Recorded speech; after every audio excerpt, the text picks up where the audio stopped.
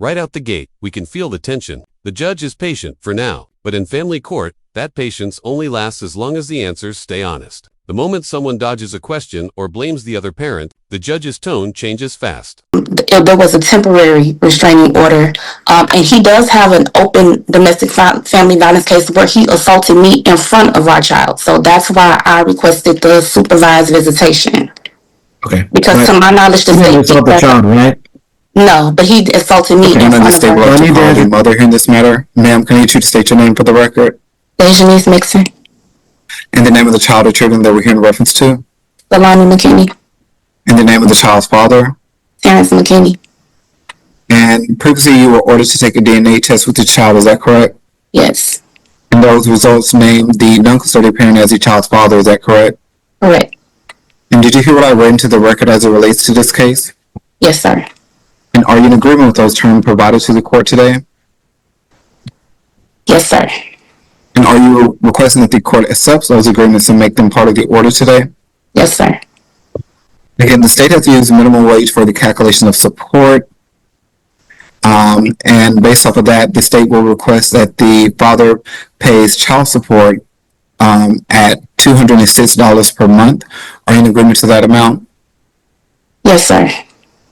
And as it relates to the insurance, you're covering the child insurance through your employer, is that correct? Yes, sir. And again, based off of minimum wage, the state will request that the father pays medical support in the amount of $132. Are you in agreement to that amount? Yes, sir. And you're requesting... Notice how methodical the court is about retroactive support. They're calculating every missed month since March. No emotions, just math. This is where parents often realize, even delays or excuses don't erase what you owe. The meter keeps running. Yes, sir. And how old is the child here in this matter? She's 5. Just one moment. And you're requesting retroactive support from March through... Just one moment. Are you requesting retroactive support for the past 4 months? Yes, sir. All right. And at the child support calculation of $206 per month, the state will request retroactive support in the amount of $824 to be paid at $55 per month. Are you in agreement to that amount? Yes, sir. And has the father had any visitation with the child here recently? No, sir. Is there any specific reason why the father has not had visitation with the child? He hasn't reached out prior to some recent legal activities between me and the non-custodial parent. He just didn't want to, but there was a temporary restraining order against me, and we have not had any contact with each other. That has since been lifted at the end of June, and he still has made no attempt to see his child.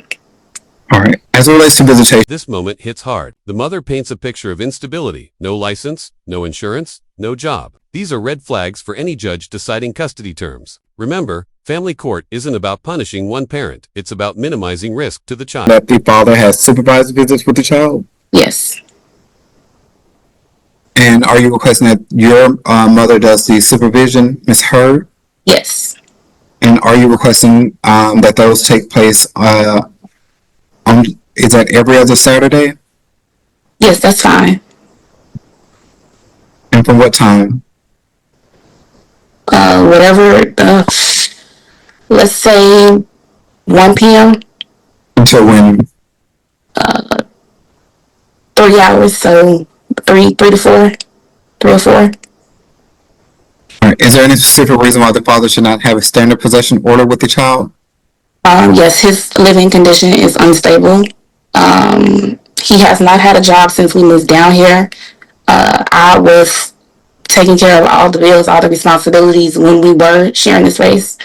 So he doesn't have a license, no insurance, so I don't trust his decision making and it not being supervised. And do you have any additional information you'd like to offer to the court at this? That statement might have just sunk his credibility. Courts look at employment gaps the way detectives look at alibis. Every missing year demands explanation. 5 years without steady work raises eyebrows, especially in a support case. Yes. I am going to agree to the child support, the number. However, he has a college degree, and he just is blatantly said that he does not want to work specifically for this reason, because he wants to pay as minimal as possible to support his child. Thank you, ma'am. At this time, young lady, would like to call the father here in this matter. Sir, can I get you to state your name for the record? Yes, sir. Terrence McKinney. And you are the father of the child here in this matter, is that correct? Yes, sir. And sir, did you hear what I previously read into the record that was agreed to by the parties? Yes, you can read it again. Are you in agreement with those terms that were provided to the court? No. What exactly do you not agree to that you previously agreed to, sir? Pretty much I think the visitation, I definitely want visitation. And the reason why I haven't visited my daughter. Sir, stop. You're Yes, not sir. listening. You're not listening. He asked you about the agreements that he read at the very beginning, not contested issues. So we're trying to do the easy part first. Then we can get to the difficult parts. So he read at the beginning of the hearing what y'all agreed to. He confirmed that with the mother, then went into contested issues. Now it's your turn. We need to know if you heard those agreements, and if you're still in agreement with that, then we can get into the contested issues. Don't jump the gun and start trying to do contested issues. And if you don't agree, the part you agreed to earlier, that's fine. But I don't know that's what your intention is. So we're trying to save each other some time. She read some agreements that did not include support or visitation. Do you agree to those terms? Yes. Here's the classic courtroom math problem: expenses that don't match income. Judges see this pattern constantly: the cash job or friend-funded lifestyle. It might sound innocent, but in court, it signals hidden income or financial manipulation. No. Again, sir, of those issues that you previously agreed to, other than the issue of child support and medical support and visitation, what do you not agree to, sir? Nothing really. Are you the child's father, sir? Yes, sir. Those based off positive DNA test results? Yes. There's been prior family violence, is that correct? Yes. Are you in agreement for the address and telephone numbers not to be disclosed to each party? Yes.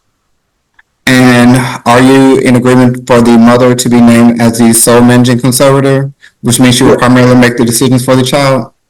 Yes.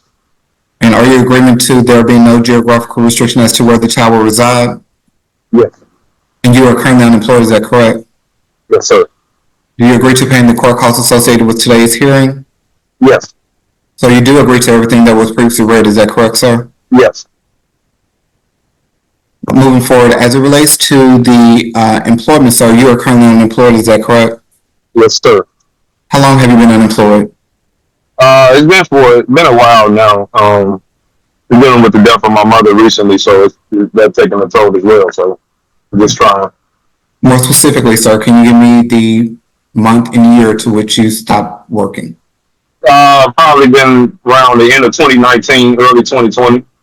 What we're seeing is smart judicial management. The judge isn't just resolving conflict, they're preventing future ones. Public exchanges, neutral apps, clear orders, these are the guardrails that keep volatile co-parents from spiraling back into... And with you not working for over 5 years, sir, how are you providing for yourself and paying for your bills? I recently, I cut hair and stuff like that. And pretty much I try to supplement the income doing things like that. I'm getting into day trade and stuff like that. So, to make more money. And I'm just trying. I'll do anything to take care of my daughter. So you are working, is that correct, sir? I'm not working, no. So if you just stated that you're cutting hair, is that not considered employment? I mean, if you guys, up to you guys is, understanding, yeah. But that's what I do to make money. And in that job, sir, how much are you making on a weekly basis? Maybe about $100. What bills do you have currently, sir? Do you pay for rent? I'm about to start paying for rent. I got my cell phone bill, got my insurance. So Actually, just got my license. Yes. as it relates to your rent, sir, how much will you be paying in rent? I'll probably be paying about $1,500-$1,600 in rent. And do you have insurance? Yes. And how much is that, sir? My insurance is $345 a month. And you say you had a cell phone bill. How much is that, sir? Yes. $125 a month. And do you have any additional bills other than rent, insurance, and cell phone on a monthly basis? Yes, I have a storage bill as well. That's at $122 a month. All right. And are those all your monthly bills, sir? Yes, sir. And so that totals about $2,192 per month. Can you explain to the court how you're able to pay those bills if you're only making $100 a week? I actually get help. I got friends and stuff that we trying to start an investment group and stuff like that. Like I said, I do stuff for, I take the elderly to the store and just help out in the community as much as I can. And like I said, I'm getting into day trading, it's starting to pick up. And I'm glad because, like I said, I'll do anything for my daughter. All right. With your day trading, sir, about how much money are you making on a monthly basis doing that? I'm just starting out now, so I'm maybe about $200-300 roughly. And sir, is there any specific reason why you're not working a full-time job at this time? Right now, I'm actually going through rehab. I actually was stabbed in my left hand, so I have limited range of mobility, and 3 of my fingers on my left hand. All right. And so are you receiving disability? No. And as it relates to the child support and medical support, you're not in agreement to paying the $206 for child support and $132 for medical support. Is that correct? Yes. Are you in agreement to it or are you not in agreement to it, sir? I'm not in agreement with it. All right. Previously, you provided that you were willing to do anything for your daughter. Is that correct? Yes, sir. Is there any specific reason why you don't agree to paying the child support and medical support provided?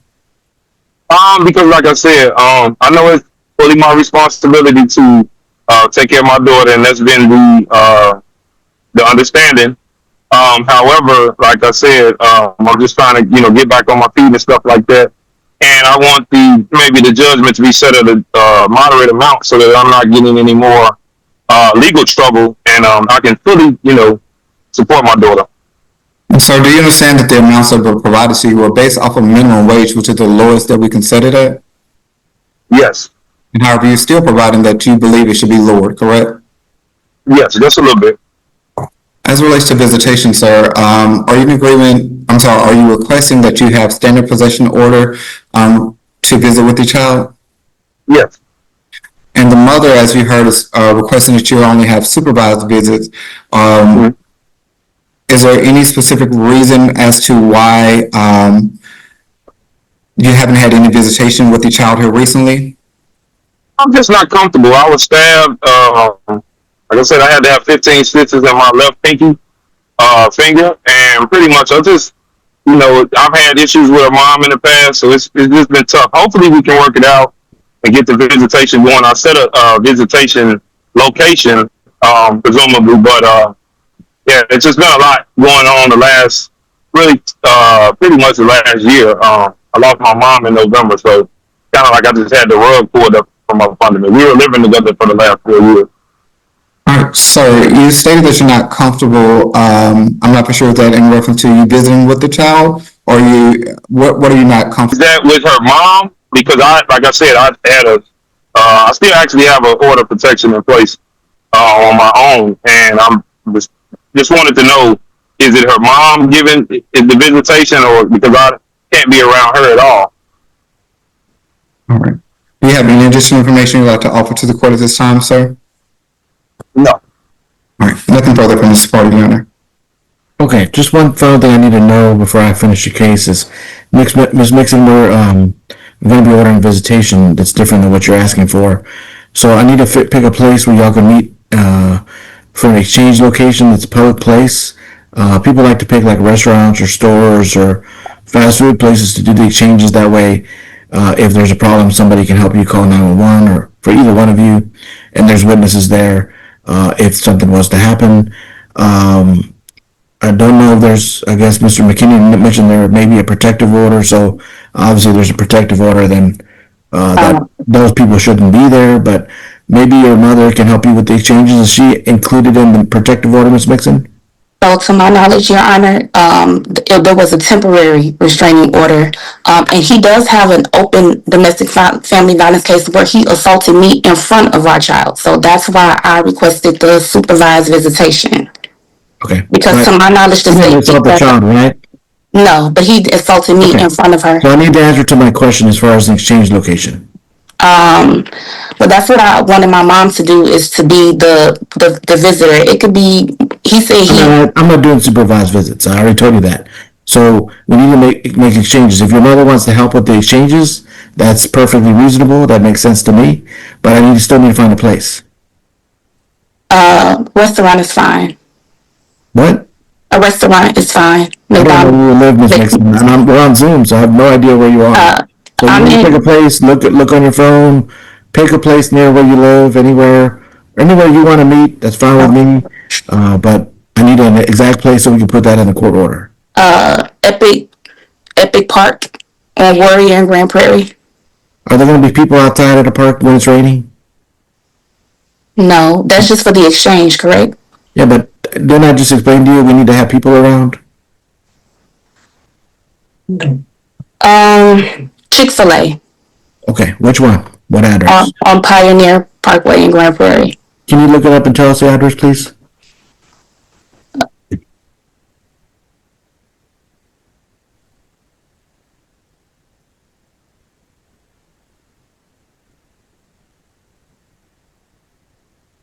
Uh, 1225 West Pioneer Parkway. Okay, perfect.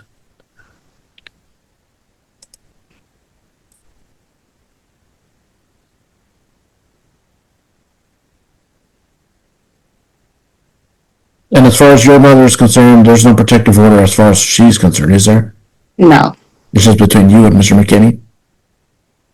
That's news to me, but apparently... Well, I don't know. Is there? I'm asking you. That's what I'm saying, Your Honor. The temporary restraining order had been lifted at the end of June. There is no... Between you two, right? Right. Okay. Correct. All right, Mr. McKinney, does it involve anybody else besides you two? No. Okay, perfect. And you believe there's still a protective order, Mr. McKinney? Yes. Okay. But that's just between you and Ms. Mixon? Me and Miss Mixon. Okay, perfect. Okay, all right, so, well, the DNA tests are positive, so obviously I'm establishing that Mr. McKinney is the biological father through legal court order. I'm making a finding there's been family violence. Y'all agreed to mutual non-disclosure of your addresses. Y'all need to add an app on your phone so you can communicate called AppClose, AppClose, and that's the way that y'all need to communicate with each other in the future.